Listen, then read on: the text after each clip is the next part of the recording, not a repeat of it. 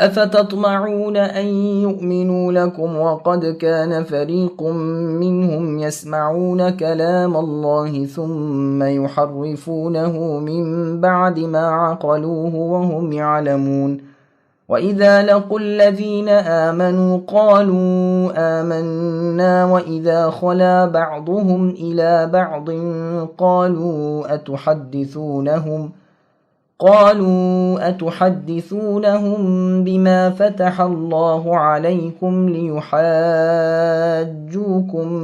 به عند ربكم أفلا تعقلون أولا يعلمون أن الله يعلم ما يسرون وما يعلنون۔ مسلمانوں، کیا تمہاری خواہش ہے کہ یہ لوگ ایماندار بن جائیں، حالانکہ ان میں ایسے لوگ بھی ہیں جو کلام اللہ کو سن کر عقل و علم والے ہوتے ہوئے پھر بھی بدل ڈالا کرتے ہیں۔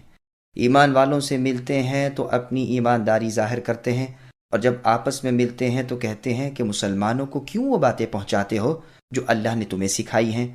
کیا یہ جانتے نہیں کہ یہ تو اللہ کے پاس تم پر ان کی حجت ہو جائے گی؟ کیا یہ نہیں جانتے کہ اللہ تعالیٰ ان کی پوشیدگی اور ظاہر داری سب کو جانتے ہیں؟ سامعین، اب ان آیتوں کی تفسیر سماعت کیجیے۔ کلام اللہ میں تحریف یعنی اس کو بدل ڈالنا یہود کا شیوا ہے۔ اس گمراہ قوم یہود کے ایمان سے اللہ تعالیٰ اپنے نبی صلی اللہ علیہ وسلم اور آپ کے صحابہ رضی اللہ عنہم کو نا امیدی دلا رہے ہیں کہ جب ان لوگوں نے اتنی بڑی بڑی پریشانیاں دیکھتے ہوئے اپنے دلوں کو سخت پتھر جیسے بنا لیا، اللہ کے کلام کو سن کر سمجھ کر پھر بھی اس کی تحریف اور تبدیلی کر ڈالی، تو ان سے تم کیا امید رکھتے ہو؟ ٹھیک اس آیت کی طرح اور جگہ فرمایا فَبِمَا نَقْضِهِمْ مِيثَاقَهُمْ إِلَى آخِرِهِ، یعنی ان یہودیوں کی عہد شکنی کی وجہ سے ہم نے ان پر لعنت نازل کی اور ان کے دل سخت کر دیے، کیونکہ یہ اللہ کے کلام میں رد و بدل کرتے تھے۔ ابن عباس رضی اللہ عنہما فرماتے ہیں یہاں اللہ تعالیٰ نے کلام اللہ سننے کو فرمایا، اس سے مراد موسیٰ علیہ السلام کے صحابیوں کی وہ جماعت ہے جنہوں نے موسیٰ علیہ السلام سے اللہ تعالیٰ کا کلام اپنے کانوں سے سننے کی درخواست کی تھی، اور جب وہ پاک صاف ہو کر روزہ رکھ کر موسیٰ علیہ السلام کے ساتھ طور پہاڑ پر جا کر سجدے میں گر پڑے تو اللہ تعالیٰ نے انہیں اپنا کلام سنایا۔ جب یہ واپس آئے اور موسیٰ علیہ السلام نے اللہ تعالیٰ کا یہ کلام بنی اسرائیل میں بیان کرنا شروع کیا تو ان لوگوں نے اس کی تحریف اور تبدیلی شروع کر دی۔ سدی رحمہ اللہ فرماتے ہیں ان لوگوں نے تورات میں تحریف کی تھی، یہی عام معنی ٹھیک ہیں، جس میں وہ لوگ بھی شامل ہو جائیں گے اور اس بد خصلت والے دوسرے یہودی بھی۔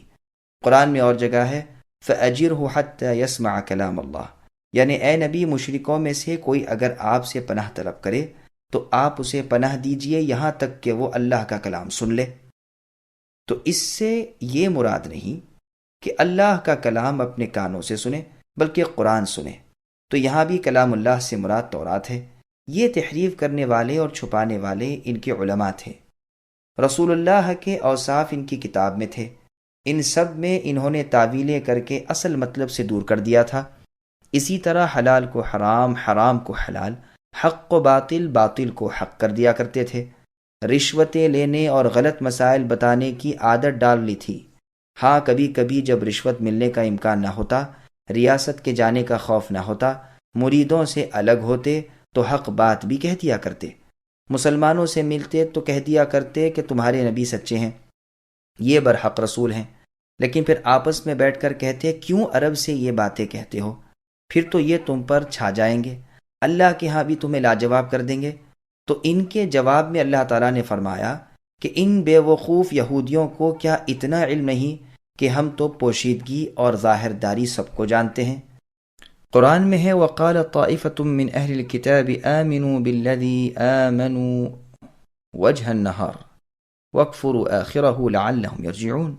اہل کتاب کی ایک جماعت نے کہا کہ ایمان والوں پر جو اترا ہے اس پر دن کے ایک حصے میں ایمان لاؤ، پھر دوسرے میں کفر کرو، تاکہ خود ایمان والے بھی اس دین سے پھر جائیں۔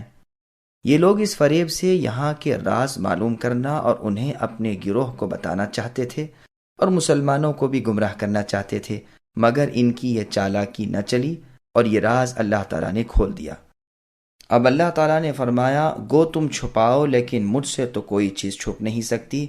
تم یہ جو چپکے چپکے اپنے گروہ سے کہتے ہو کہ اپنی باتیں ان تک نہ پہنچاؤ، اور تم جو اپنی کتاب کی باتوں کو چھپاتے ہو، تو تمہارے اس برے کام سے میں بخوبی آگاہ ہوں، اور تم جو اپنا ایمان ظاہر کرتے ہو اس تمہارے اعلان کی حقیقت کا علم بھی مجھے اچھی طرح حاصل ہے۔